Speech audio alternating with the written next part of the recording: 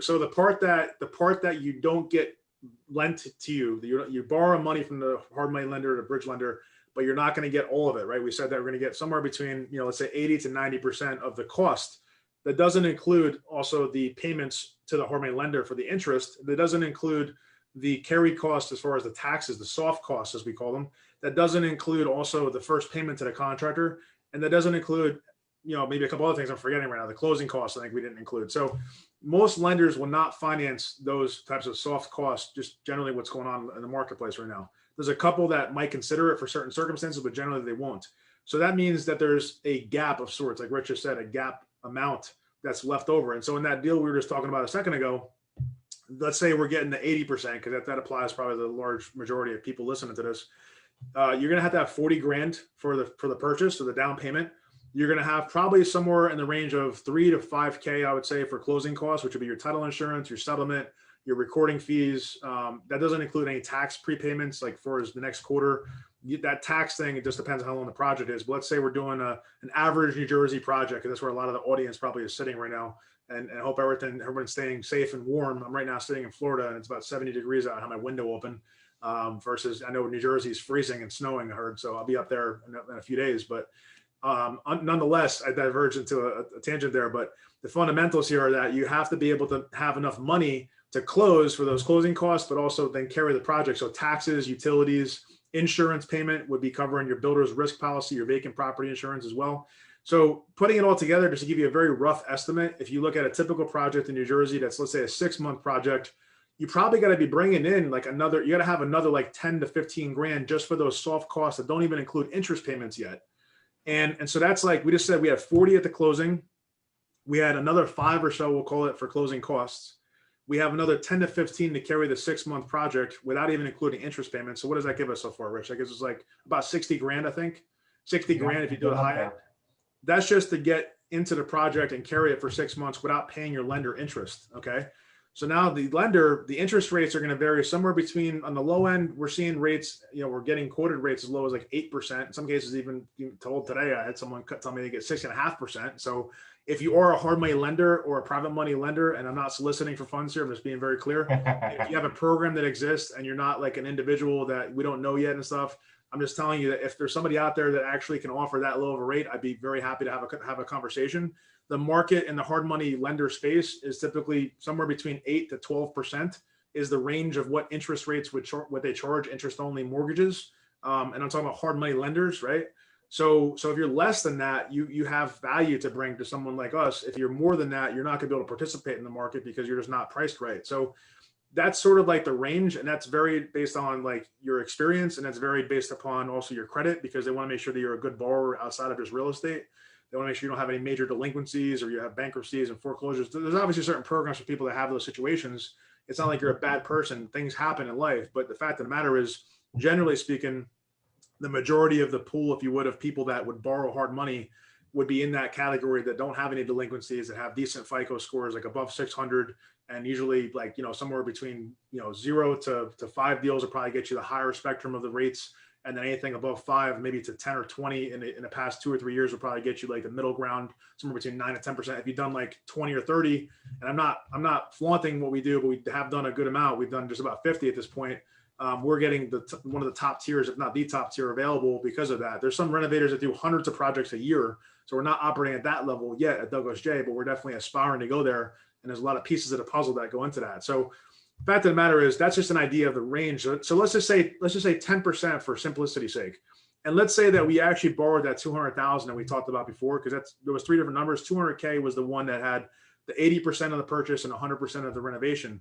So that's 200 grand. So 10%, if I borrowed that for a full year, would make it that it would cost me $20,000 for interest expense.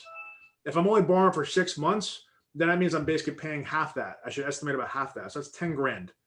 Now we're leaving out a very important number and other fees that go into this besides just the number I'm going to tell you. So the one thing that's super important that is bar none across the board is the origination fee, which, it's not uncommon in the mortgage space, but it's definitely very common with hard money bridge lending type stuff. So on the low end of the spectrum, and this is like after you've done a lot of business with a lender and you've got a relationship established, you might be able to get somewhere close like 1.5, maybe 1.25 on an origination basis, a percentage of the loan that they're going to ask to be paid at the closing, right? That's not usually financeable either. So you're not going to like use their money to pay that. You're going to pay out of your pocket as part of the closing cost. On the high end, you should be looking at probably no more than like 3%. That's even kind of high depending on how your arrangement's set up and depending on a lot of factors, how much leverage and all that stuff. And you can't like buy down your rate necessarily. That's not something you should think about. And that's not really something that people talk about. I know that existed in mortgages for a while. I don't know if I haven't used a traditional mortgage in quite a while, so I can't tell you for sure what the current environment looks like there. But I'll tell you in the bridge lending space, I haven't seen anything go higher than 3% ever since I've been in the business. So, I mean, I shouldn't say that. In the beginning, probably it was 4%. It was like 12 and 4 was probably the first time I heard about hard money. That quickly went down to like 10 and 3. And then it was like 9 and 2. It's like, and now it's like 7 and 1.5 to 2% is like the best rates I'm hearing about. So basically, it's very competitive. And why is that? Well, let's just talk about that for a second. It's very competitive because there's a surplus of capital available and a shortage of inventory. That's across the board and at pretty much any market in United States, not just New Jersey, that I'm hearing people talk about. There's a shortage of good properties that have opportunity to make money, and there's a surplus of capital sitting around for a lot of different reasons, which we're not going to talk about today. So fundamentally, what does that all mean? Well, it means that I have another 10 grand of interest we talked about, and then another, let's say 2 points, we'll say on that 200,000 loan, that's 4 grand more. So that's 14K on top of the 60 we had talked about before. So I hope everyone's kind of following these numbers, right? Taking some notes. That's 74 grand that I have to be able to pay in a 6-month period of time. And most of that comes on the front end when I pay to purchase the property, the closing costs, and that first payment. Did we even talk about the first payment, Rich? I think we didn't talk about first payment, did we? We didn't get on the first payment of a contractor. No, we didn't. So that first payment's another 10 grand. I think we missed that one. So we talked about it, but we didn't include with the numbers. That's another 10. So you're 84. So wait a second, Doug, you're saying you're going to borrow all this money. Now all of a sudden I got to bring all this capital. Well, yeah, that's the way it works. That's the unfortunate reality, is that you're going to have like close to 100 grand. If you're a newer borrower, that's what you're going to need on a deal size about that much. So, but here's the good news. We just talked about kind of like your balance sheet of like how your business for that particular project set up. If we flip over for a second and talk about profit and loss, and then we'll get back to gap funds, which I think Rich just mentioned a minute ago. That number we just said is basically the gap money, right? That's like the money that you or somebody else has to bring to that deal.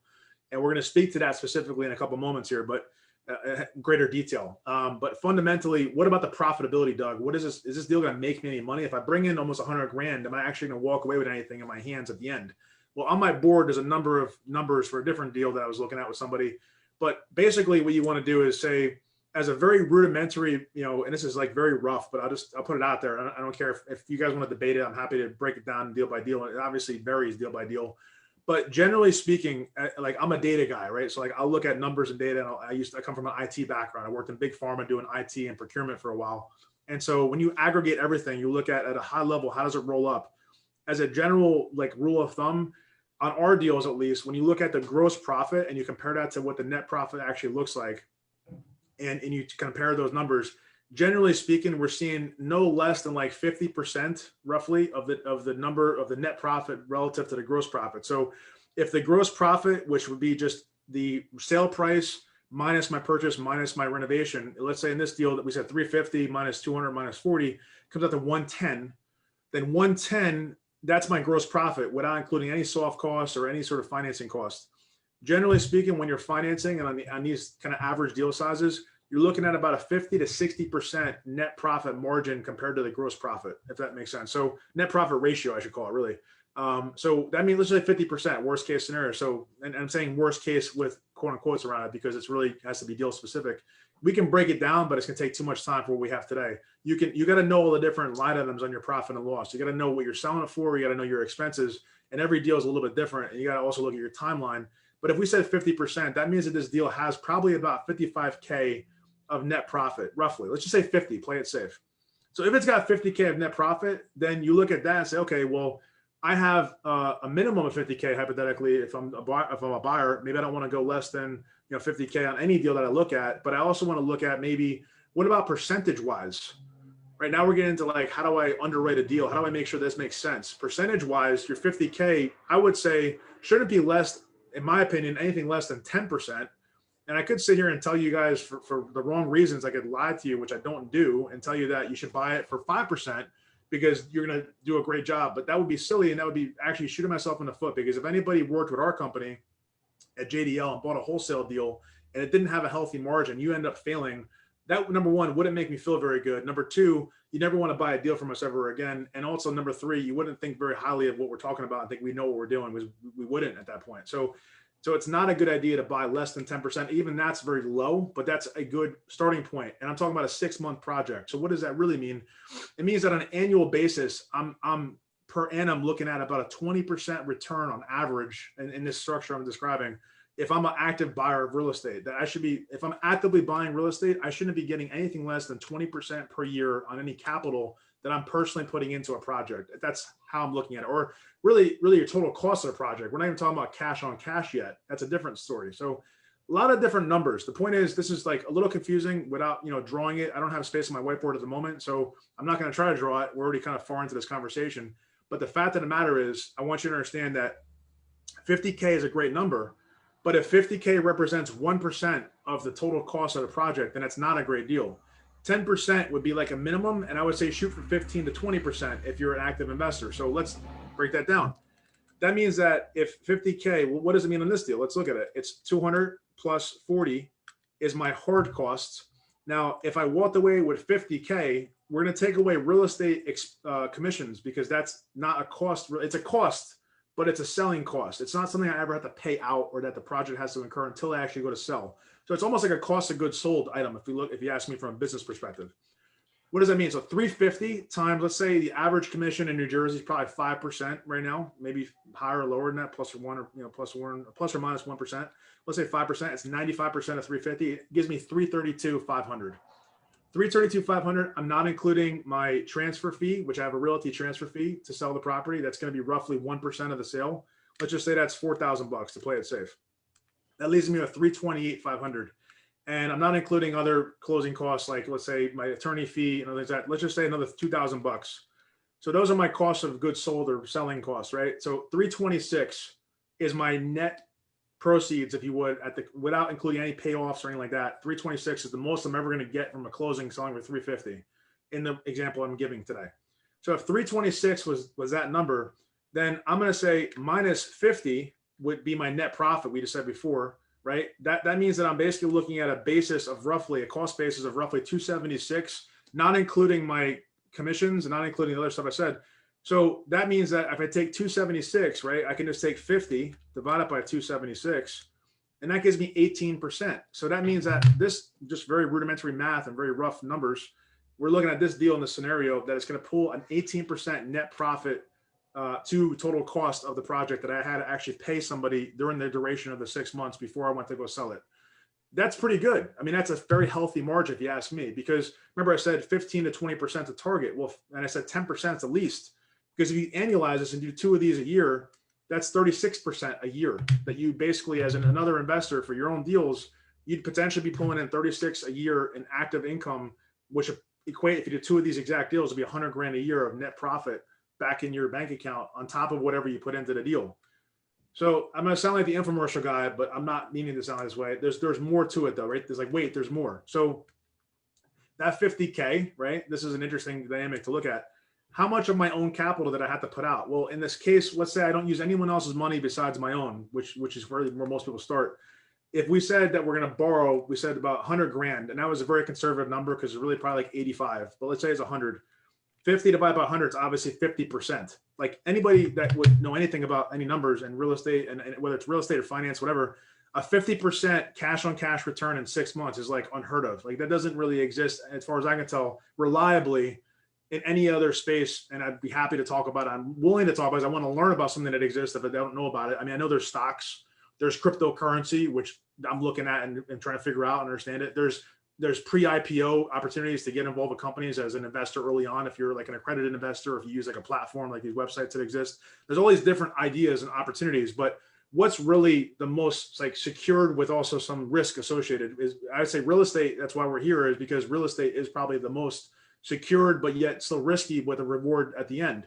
And so what does that really mean? Well, 50% cash on cash is a great return. So that's on a 6-month basis, assuming that project sells. Now, if I do it twice a year, it's 100%. So that means with 100 grand, I can literally double my money in a year if I do 2 of those projects a year, which is really a target that at minimum everyone should be thinking about when you first start.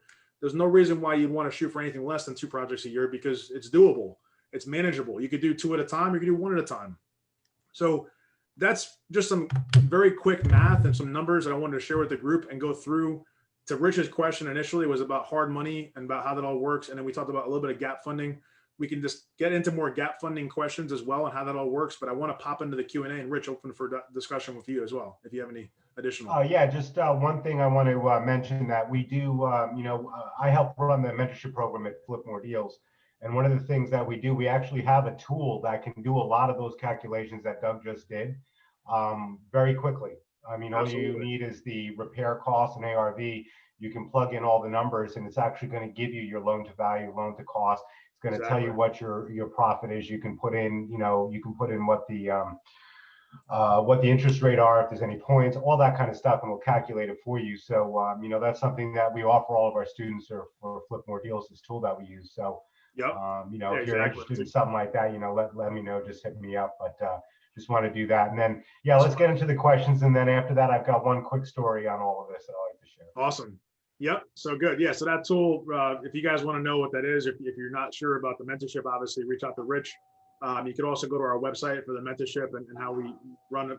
Like I said, it's more than an education. It's more than just hypotheticals or hyperbole, things, what could happen, possibly happen. It's actually real life stuff. I take very, very good pride in the fact that we deliver results. We don't just talk about theory.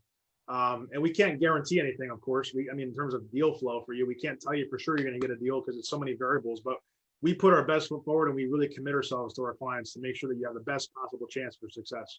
And we have some really cool success stories that we can share with you as well if you have any questions on that. Check out flipmoredeals.com. That's flipmoredeals.com. And then you'll just fill out a form on that, and you'll reach out. Someone from our company will reach out to you with any questions that you might have and kind of talk about the process. But fundamentally, what am I doing here? I'm looking at my screen. It says running into hard money. The question was running into hard money lenders wanting to charge interest on the entire amount that they're willing to loan, not just the amount that's been drawn. What are you seeing? I won't do that. So that's interesting. So, I just had this conversation today. So I'm not going to name the lender or the lenders, but